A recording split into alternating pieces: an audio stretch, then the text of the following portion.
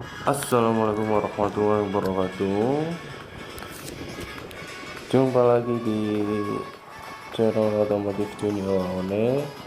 Ya, kali ini kita akan nganterin Aki ke rumah salah satu customer, guys.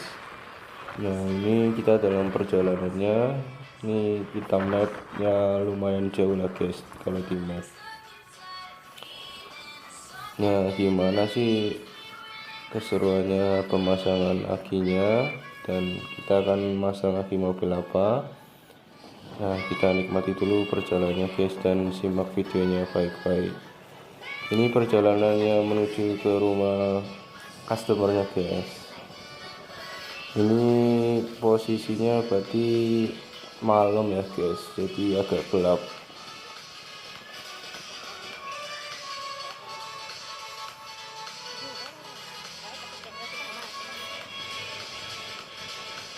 Biar nggak terlalu lama, videonya kita percepat, guys, biar langsung sampai ke rumah customernya.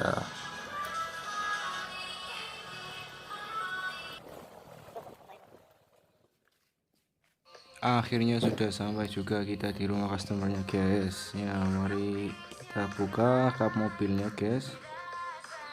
Ya, yang belum tahu, ini mobilnya adalah Toyota Sienna, guys. Toyota Sienna tahun 2015. Nah, ini kondisi aki lamanya masih terpasang di mobil.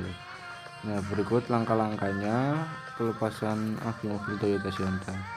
Nah, step yang pertama jangan lupa kita lepas bracketnya, guys, karena kalau bracketnya nggak dilepas akinya nggak keangkat ya, guys ya. Alat yang digunakan untuk sementara kita pakai kunci 10 dulu. Oh ya, dalam pemasangan aki Toyota Sienna ini harus dalam kondisi hidup, guys, soalnya nanti kalau misal kondisi mati langsung dilepas akinya, biasanya pintu otomatisnya akan reset, karena ini mobilnya pintu yang bagian belakang itu langsung otomatis kebuka. Dan kondisi ketika mobil harus dinyalain itu posisi orang harus di dalam. Nah, sebelum langkah itu mari kita cek dulu kondisi akinya, jadi biar pastiin bahwa kondisi akinya benar-benar rusak. Nah, kita yang pertama menggunakan alat baterai tester. Nah, kita cari kapasitas sesuai dengan tipe akinya. Kita set dulu capacity SAE nya, guys, sesuai dengan tipe akinya tadi. Kita cari 325, guys. Nah, langsung kita tes gimana hasilnya.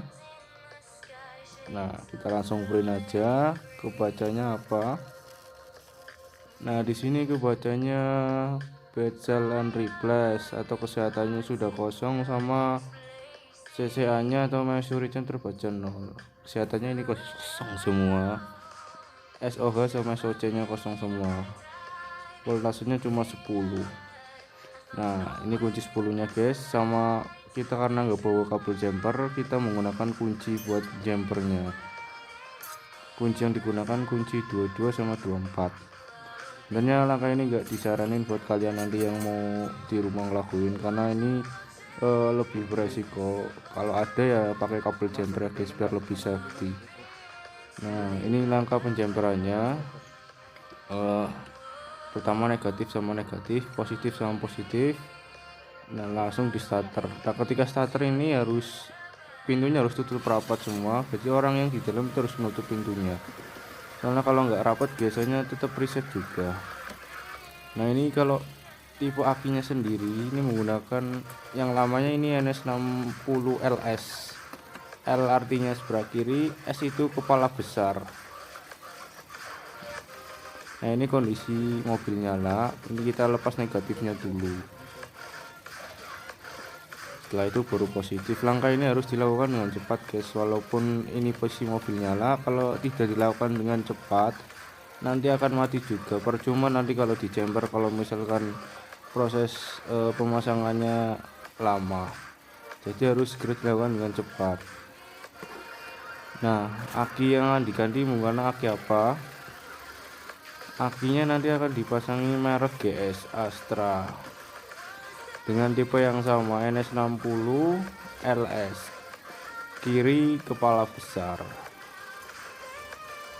atau 46B24 LS. Nah ini harus segera cepat, karena kalau nggak cepat nanti bisa-bisa mobilnya langsung mati, karena kan ini nggak ada akinya, posisi mobil masih nyala. Ini kalau kalian mau mengikuti langkah ini harus dipahami dulu langkah-langkahnya, jangan sampai nanti terjadi konslet. Nah yang diperhatikan dalam langkah ini adalah posisi positifnya. Kalau bisa harus 2 orang ya guys, yang satu buat ngamanin posisi positifnya supaya nggak nempel bodi. Soalnya kalau misalkan positif nempel bodi, nanti biasanya timbul percikan, atau paling minim resikonya dia ada semacam kayak sekring yang putus, atau biasanya langsung kalau misalkan mobil dengan ecunya cepet kena, dia langsung biasanya kenanya di ecu. Nah langsung aja kita kencengin negatif sama positifnya. Kalau misalkan udah terpasang, otomatis dia akan ngisi lagi, gak aman. Biasanya kalau di langkah ini langsung dimatiin mesinnya nggak apa-apa, cuman kalau biar lebih aman ya biar ngisi lagi. Nah proses berikutnya setelah dia terpasang, kita langsung pasang bracket yang tadi dilepas, lalu kita pasang kembali.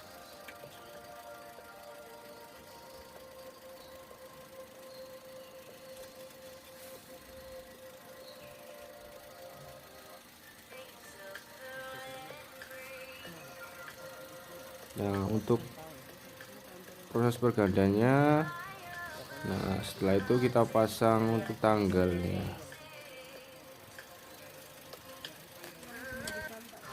Kita pastikan bracketnya terpasang dengan benar atau kencang, soalnya kalau misalkan bracketnya nggak kencang nanti pengaruh pada usia aki guys. Jadi kalau misalkan bracketnya goyang, akinya nanti otomatis tetap goyang, jadi nanti pengaruh pada selnya, otomatis dia akan goncang. Nah ini kondisi dalamnya guys. Setelah bracket dipastikan kencang, proses berikutnya kita perbandingkan antara hasil yang pertama dengan sebelum diganti dan sesudah diganti, apakah hasilnya tetap sama. Nah kita set kapasitinya dulu sesuai dengan tipe akinya yang NS60, atau biasanya CCA atau SAE nya dia 325. Alat yang digunakan ini menggunakan alat baterai tester, mereknya semuanya banyak di luaran, tergantung kalian punyanya apa. Intinya sama-sama baterai tester. Alat ini buat ngetes kondisi akinya sama kesehatannya. Nah kita print aja langsung, biasanya langsung berubah good and pass.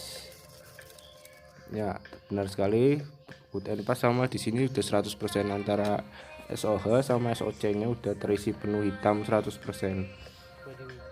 Proses berikutnya kita cek kondisi starternya apakah normal.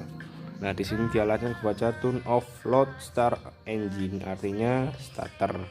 Nah nanti kedetek berapa dari starternya. Nah di sini normal guys, 11,15 artinya normal. Proses berikutnya kita idling atau nyalakan mesin, digas tanpa beban, apakah tetap normal, atau kita di sini lebih tepatnya ke pengetesan sistem pengisian dari dinamo ampernya. Nah standar pengisian dinamo berapa sih? Dinamo standarnya itu 1350 sampai 1450. Kalau di bawah 1350 itu artinya nggak ngisi guys, tapi kalau di atas 1350 ngisi.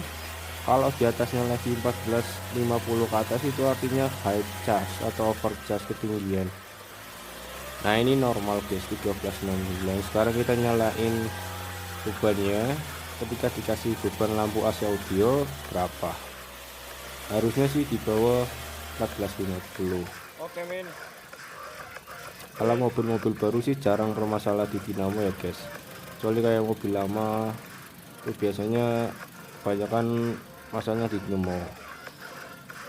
Nah ini habis semuanya ada di print semua. Nah kita kembali lagi ke standar pengisian dinamo. Kalau di bawah 1350 itu artinya high atau low. Nah biasanya permasalahannya di dinamonya itu apa?